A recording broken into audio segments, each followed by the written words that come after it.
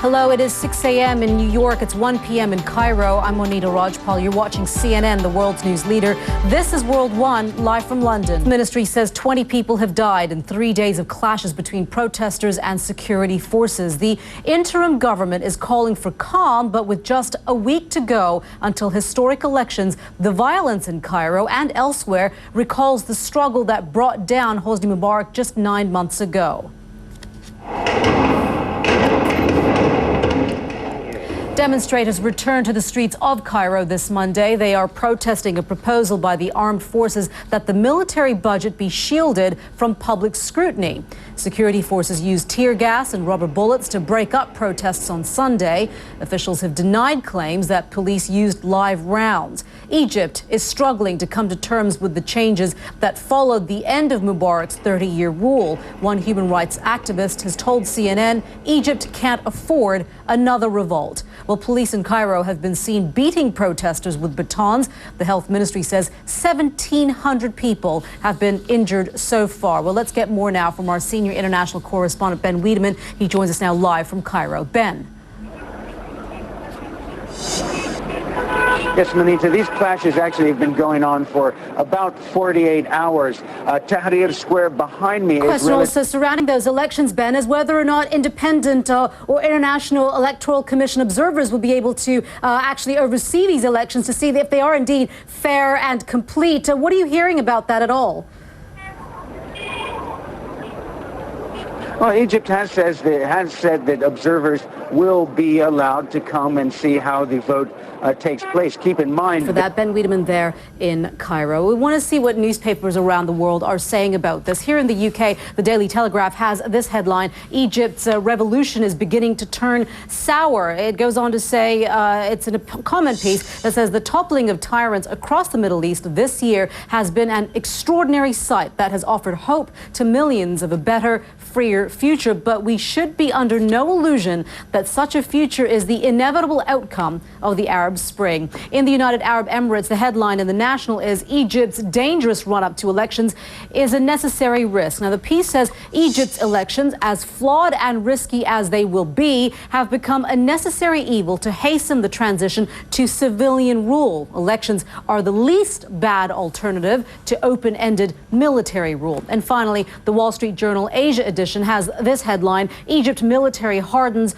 crackdown on protesters. It says the military now faces a critical decision. It could postpone elections and risk the wrath of politicians, or hold polls under conditions that have become almost prohibitively unstable. First Greece, then Italy, now Spain has thrown out its government in response to the Eurozone debt crisis. Spanish voters vented their frustration at the ballot box, ousting the Socialist Party that's held power since 2004. The new prime minister will be Mariano Rajoy, leader of the Conservative Popular Party. It won 45% of the vote in national elections. Miguel Arias-Cañete is a politician from the newly elected Popular Party and was agriculture minister from 2000 to 2004. He joins us now from Madrid. Sir, thank you very much for being with us. The Prime Minister designate is saying that he needs time to implement the reforms and changes, and the markets shouldn't react too quickly right now. But the fact of the matter is they will react. How difficult will it be for him to implement these changes and to actually see growth in Spain? Well, the government will be in place, established, in a month's time, because the Spanish law requires long proceedings. What can the Popular Party do that the Socialist Party wasn't able to do? Well, we must trim down our budgets at national, local, and regional level. We must reduce public spending. You be able to implement such growth where you're going to see a decrease in the number of unemployment. We're talking about a 21.5% unemployment rate in the country. 5 million people are out of jobs right now. How long will it take for those people to get jobs? Well, to arrive to the previous taxes of unemployment in Spain, which were in the level of 8 to 10%, it will take a few years. But we hope that if we start applying new policies, supporting small and medium companies, supporting entrepreneurs. All right, Miguel Arias-Cañete, sir, thank you very much for joining us live here on CNN. You're watching World One live from London. Police in New York say they have arrested a man for plotting to bomb U.S. military personnel returning from Iraq and Afghanistan. Authorities say Jose Pimentel was about to put the finishing touches on 3 pipe bombs when they arrested him on Saturday. They say the 27-year-old is a Muslim convert who was inspired by the radical cleric Anwar al-Awlaki, who was killed in Yemen less than 2 months ago. Deborah Fierek joins us now from CNN New York. And Deborah, what more do we know about the supposed targets of this man?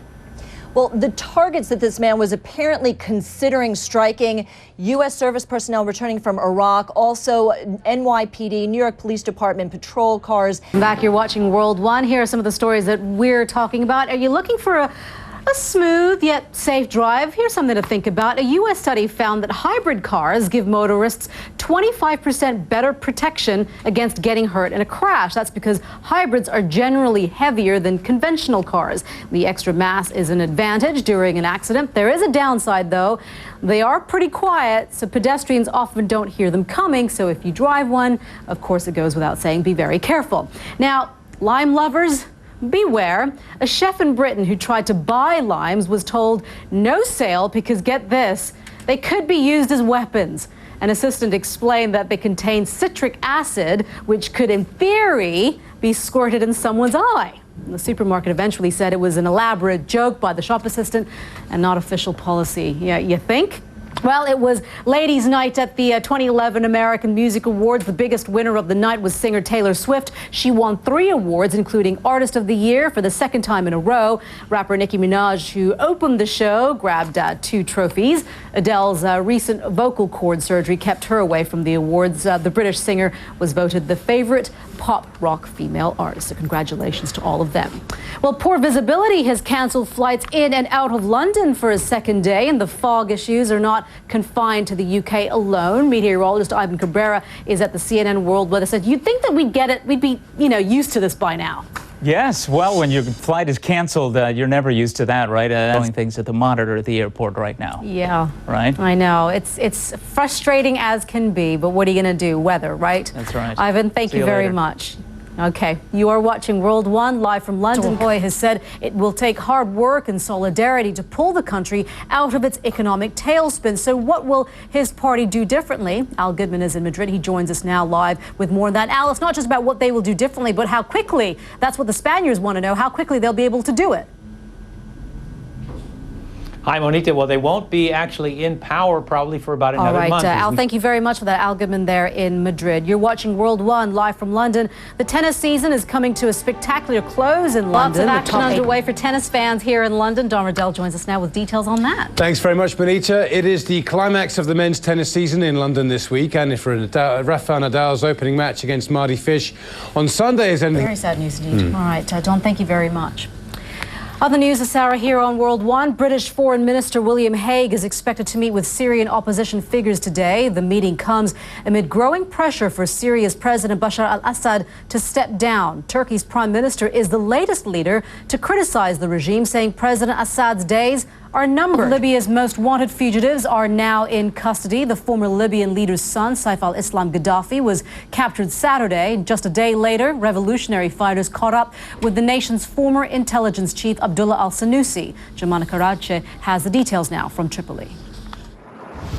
There's little information on the operation that led to the capture of Abdullah Sanusi, Muammar Gaddafi's former head of intelligence. Of a murdered British schoolgirl whose phone messages were hacked into by a tabloid newspaper testified an inquiry into media ethics here in London. Revelations that the now defunct News of the World paid a private detective to intercept messages on Millie Dowler's phone prompted the government-ordered inquiry. Her parents suspect corrupt police may have sold information to the paper. CNN's Atika Schubert joins us now live from the Royal Courts of Justice in central London. Atika, we understand that the parents of Millie Dowler already did testify. What did they say?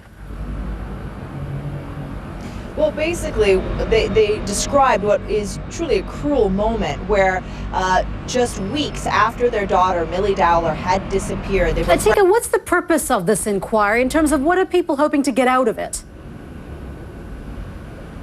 Well, it's really to see just how endemic, how widespread was this culture, not just of phone hacking, but of what has been termed here as the dark arts. And this means here in central London.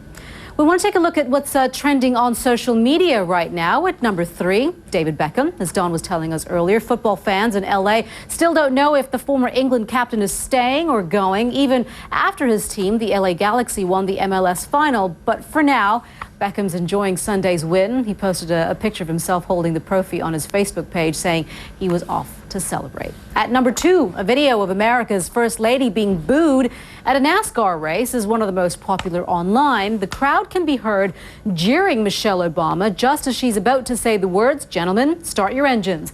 Obama and Vice President Joe Biden's wife, Jill, were at the race Sunday to promote their charity that supports military veterans and their families. And at number 1, a top trend on social media around the world, the American Music Awards. Last night's big win, Taylor Swift, is generating the most conversation online. And on Twitter just a few hours ago, she said she had one of the most magical nights.